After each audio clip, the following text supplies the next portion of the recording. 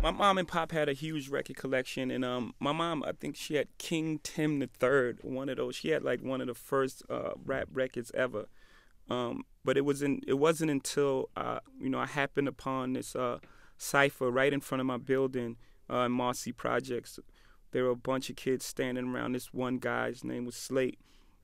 He's a bit older than me, and he's just taking these words and he's pulling them out the air and he's just throwing them all around, and everyone's fascinated and everyone's hanging on his every word, and I just stood there and he just mesmerized the crowd for 45 minutes. Just sometimes it was it was funny, hilarious, sometimes it was insulting. It was almost like he was playing the dozens, but he was making these words match in a way that I hadn't experienced live before.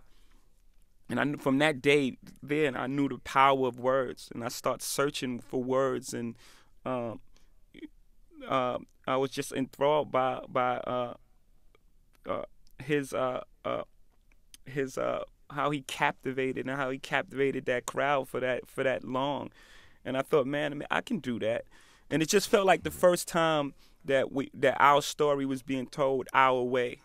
We listened to all those great records. We listened to The Temptations. We listened to Prince, Michael Jackson. We listened to all those in the house. And it almost felt like at that moment, there would be a closer conversation that was to be had.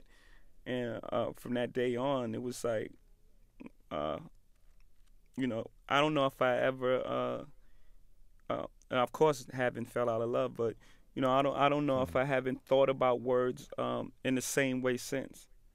Wow, and that's one of the greatest wordsmiths of our generation. Let's take a listen to his exploration of the hustling lifestyle that has become dominant, that he claims is the truth of hip-hop. Not the only truth, not the only story, but a central one that had been neglected even in the earlier history of hip-hop. Let's listen to Can't Knock the Hustle. Check. Yo, I'm making short-term goals when the weather falls. Just put away the leathers and put ice on the gold. Chilly with enough bail money to free a big Willie. High stakes, I got more at stake than Philly. Shopping sprees, copping 3. Deuce fever, yeses, fully loaded, yes. Bouncing in the Lex Luger, tire smoke like Buddha. I promise not to sing that Mary J. Blige hook for y'all. That's Can't Knock the Hustle. The strange thing about Can't Knock the Hustle, my intention in writing that was I was really speaking to, the guys in the street. I was in the street when I thought of that song. And at that time, the hustlers, the street hustlers were making more money than the rappers. And I always had this love for rap.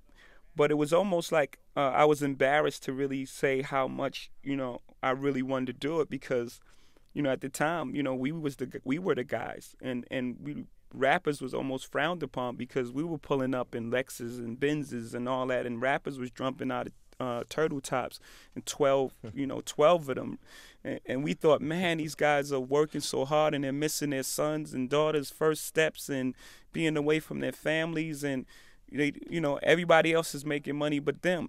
This is before the big deals that Russell and Puff and every Master P and all of them were doing.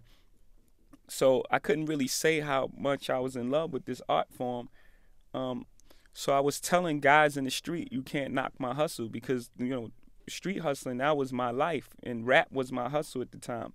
So the intention of writing that song was to tell them that. But I kind of disguised it with all the talk of, the things that we were doing every day. Right. Now, that's a remix even from the book, y'all. Y'all getting the straight Michael Eric Dyson Show remix of Hova decoding Can't Knock the Hustle. How cool is that?